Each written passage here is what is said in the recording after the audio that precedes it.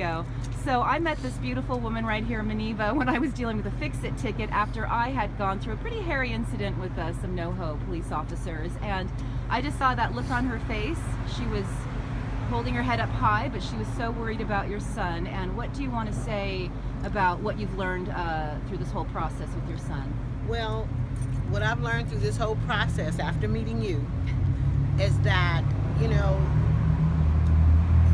you have to protect your children and make sure that you thoroughly read their paperwork and thoroughly understand, because I put his life in the hands of a public defender.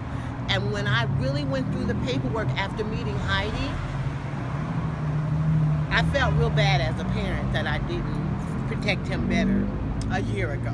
Well, and the thing is, we don't have the expertise and we've never been through it before, and the only thing I think you did was trust that the system would take care of your good kid. Yes, I did. I couldn't afford an attorney, so the county offered us free counsel, and I thoroughly trusted everything she said. And now that you've gotten all the documents in your own hands, Yes. what is your summary statement on what you've seen? That we were misled.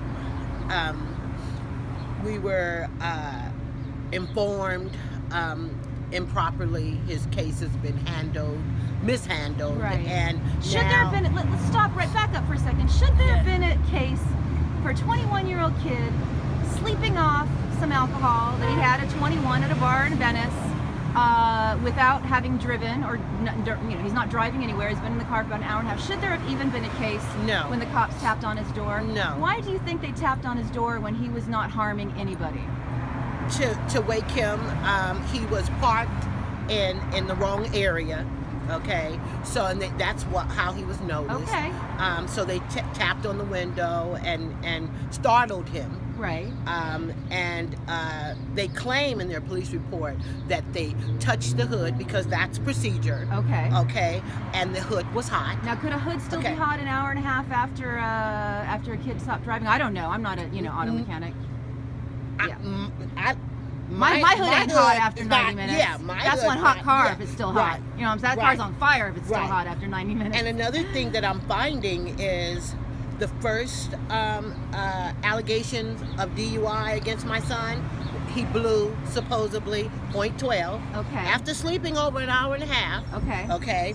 And the second, which we are going to court today for, in Van Nuys, they took him many, many miles, okay, to take a breath test, and that blew .12. Okay. So we don't know. We are trusting in the system, and we're finding that the system at this point is failing your son. It's failing my son. What do you want to say to the fact that Maxine Waters' office took your call yesterday, called me, and now we have some people who actually are showing that they care and they're concerned about what's happening here in LA? I say thank you. It's about time that we really take a stand for our young men. This has been going on for years. And what's really amazing to me is when I called and I spoke with Mr. Hamilton and I started explaining my son's story, he thought I was speaking of a gentleman from yesterday or recent history. Right. That he thought that he had just heard my son's story. But no, it wasn't. So this is a universal story happening right now, and the thing is, we are in a time, listen, we all know beautiful police officers, we all know beautiful law enforcement officers, I'm friends with so many, we also know people on the job who aren't necessarily as good and kind. And what would you like to say to law enforcement in Los Angeles during this heightened, sensitive time where everyone's just, their nerve endings are exposed? Well, what I like to say is that we need you. Okay, we thank you for all the positive things you do when you respond as quick as you do to dangerous situations to protect us. But we need you to have no color barriers. We need you to see all people the same. We need all of you to see all people the same. We need them to love all our children. Yes, we do. We need them to love all our children. That's right. And to read his twin sister's story, how she felt when they were taking her twin brother away and handcuffed her only because she asked, "Why are you arresting my brother?" Right. That was heartbreaking to me. That's heartbreaking. And let's just do a little shout out. Your daughter just graduated from a very prestigious university. This is not Texas something that Southern. Texas Southern. So again, you know, people like to say, oh well, you know, someone fit a description or whatever. Well, what description do your children fit other than, you know, the beautiful offspring of a loving mother? That's the only description. And a single mother who worked hard to raise children with integrity.